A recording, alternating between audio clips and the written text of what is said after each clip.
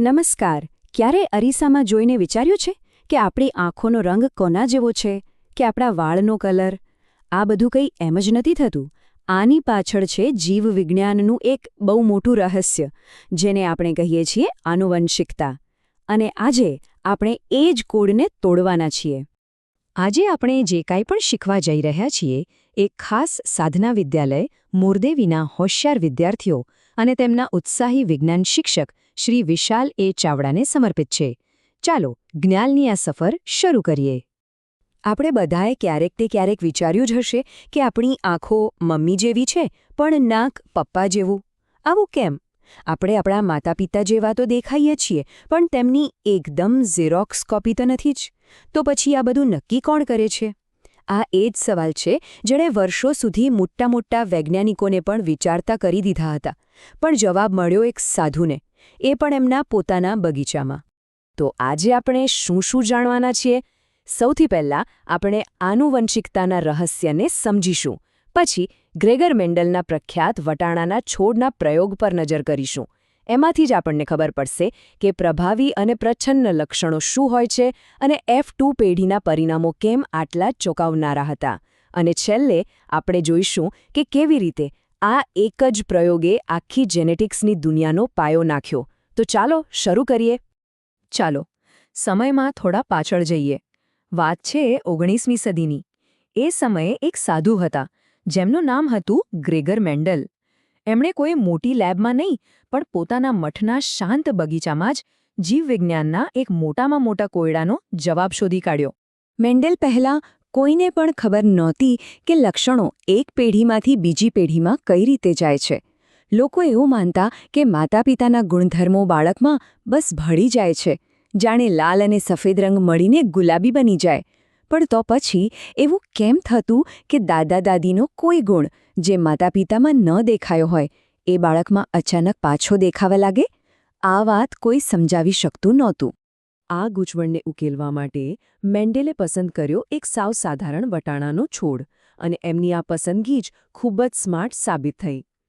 એમની સફળતાનું સાચું રહસ્ય કોઈ મોંઘા ઉપકરણોમાં નહોતું, પણ એમની એકદમ ચોક્કસ પદ્ધતિસરની વૈજ્ઞાનિક રીતમાં હતું. એમણે જે કર્યું એ એકદમ સિસ્ટમેટિક હતું. સૌથી પહેલાં તો એમણે શુદ્ધ લક્ષણોવાળા પિતૃ છોડ પસંદ કર્યા. મતલબ કે એક છોડ જે પેઢીઓથી માત્ર ઊંચો જ હોય અને બીજો જે પેઢીઓથી માત્ર નીચો જ હોય. પછી એમણે આ બંને વચ્ચે સંકરણ કરાવ્યું અને પહેલી પેઢી એટલે કે F1 જનરેશન મેળવી. આ પછીનું સ્ટેપ બહુ જ અગત્યનું હતું. એમણે F1 પેઢીના છોડને પોતાની મેળે જ ફલન કરવા દીધું, જેનાથી બીજી પેઢી એટલે કે F2 જનરેશન મળી. અને સૌથી ખાસ વાત, એમણે દરેક પરિણામને એક ગણિતશાસ્ત્રીની જેમ બારીકાઈથી નોંધ્યું અને તેનું વિશ્લેષણ કર્યું. તો પ્રયોગ શરૂ થયો. એમણે એક શુદ્ધ ઊંચો છોડ લીધો જેના જનીન બંધારણને આપણે સમજવા માટે T કહીશું, અને બીજો લીધો શુદ્ધ નીચો છોડ જેનું જનીન બંધારણ હતું t. આ બંને વચ્ચે એમણે કરાવ્યું પરપરાગનયન.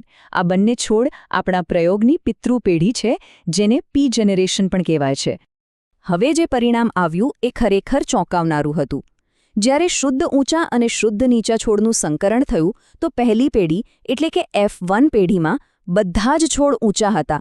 એક પણ છોડ નીચો નહીં, એક પણ છોડ મધ્યમ ઊંચાઈનો પણ નહીં. બધા જ ઊંચા, જાણે કે નીચાપણાનું લક્ષણ તો ગાયબ જ થઈ ગયો હોય. આ પરિણામ એ સમયની બધી માન્યતાઓથી સાવ ઉલટું હતું.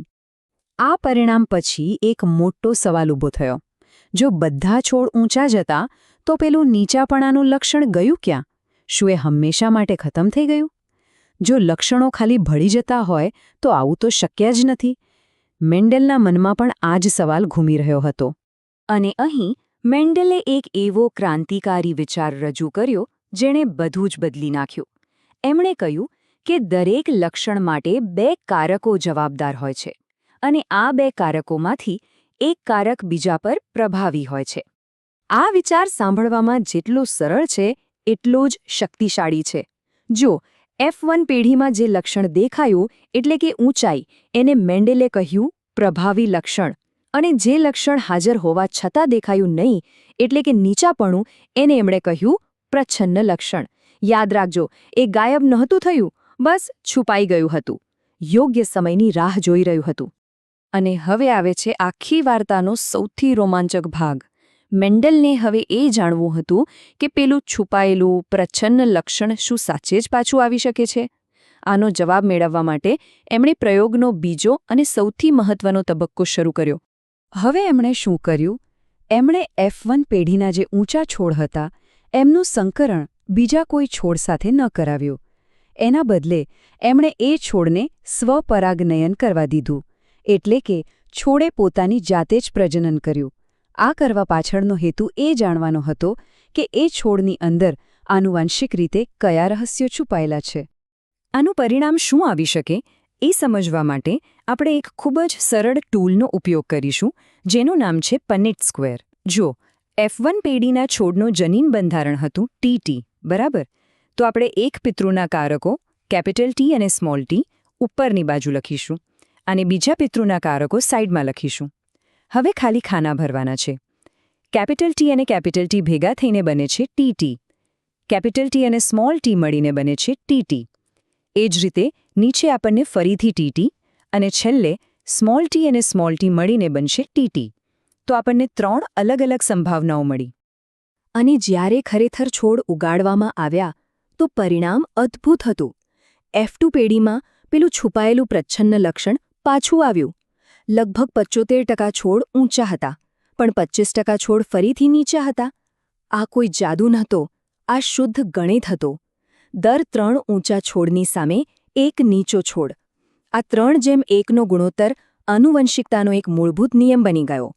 અને જો આપણે એને જનીન સ્તરે જોઈએ તો પ્રમાણ હતું એક શુદ્ધ ઊંચો TT, 2 સંકર ઊંચા TT અને એક શુદ્ધ નીચો TT. મેન્ડલના પ્રયોગે ખાલી વટાણાના છોડની ઊંચાઈનું રહસ્ય નથી ખોલ્યું. એમણે તો અજાણતા જ જીવનની આખી બ્લૂપ્રિન્ટને સમજવાનો પાયો નાખી દીધો હતો. ચલો, આની પાછળનું વિજ્ઞાન થોડું ઊંડાણમાં સમજીએ. અહીં 2 શબ્દો સમજવા ખૂબ જ જરૂરી છે: જનીન પ્રકાર અને સ્વરૂપ પ્રકાર. જનીન પ્રકાર એટલે કે જીનોટાઇપ એ જીન્સનો આંતરિક કોડ છે. પેલા અક્ષરો જે આપણે લખ્યા TT, TT અને TT.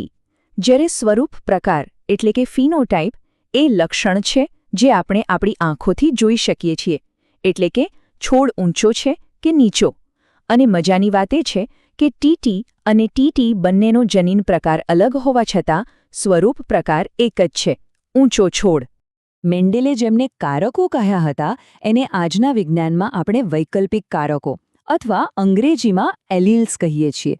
કોઈપણ એક લક્ષણ માટે આપણને 2 એલીલ્સ મળે છે, એક માતા તરફથી અને એક પિતા તરફથી. આપણા વટાણાના ઉદાહરણમાં ઊંચાઈના જનીન માટે 2 એલીલ્સ હતા: T, જે ઊંચાઈ માટે જવાબદાર છે, અને T, જે નીચાપણા માટે જવાબદાર છે. તો આ આખી વટાણાના છોડની વાર્તાનું મહત્વ શું છે?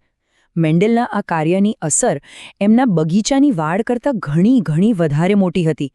એમણે ખાલી વટાણાના લક્ષણો નહોતા સમજાવ્યા, એમણે જીવનના કોડને સમજવાનો દરવાજો આખી માનવજાત માટે ખોલી નાખ્યો હતો. એક સાધારણ બગીચામાં કરેલા આ અદ્ભુત પ્રયોગોને કારણે જ ગ્રેગર મેન્ડલને આજે આખી દુનિયા જનીન વિદ્યાના પિતા તરીકે ઓળખે છે. એમણે પહેલીવાર સાબિત કર્યું કે આનુવંશિકતા કોઈ આડેધડ પ્રક્રિયા નથી, પણ એક ચોક્કસ નિયમોને અનુસરે છે. એ નિયમો જે આજે પણ મોડર્ન બાયોલોજીનો આધારસ્તંભ છે. મેન્ડલે આનુવંશિકતાના કોડનું પહેલું પાનું ખોલ્યું. એમના કામના આધારે આજે આપણે જીનેટિક એન્જિનિયરિંગ અને રોગોના ઇલાજ સુધી પહોંચી શક્યા છીએ. જ્ઞાનની આ સફર ક્યાંય અટકવાની નથી. તો હવે સવાલ એ છે કે વૈજ્ઞાનિકોની આવનારી પેઢી, કદાચ તમારામાંથી જ કોઈ, જીવનના પુસ્તકનું કયું નવું રહસ્ય ખોલશે? આશા છે કે આનુવંશિકતાના રહસ્યને ઉકેલવાની આ સફરમાં તમને ખૂબ મજા આવી હશે અને કંઈક નવું જાણવા મળ્યું હશે. જો તમને આ વિડીયો ગમ્યો હોય તો અમારી આ ચેનલને લાઇક, શેર અને સબસ્ક્રાઇબ કરવાનું ભૂલતા નહીં.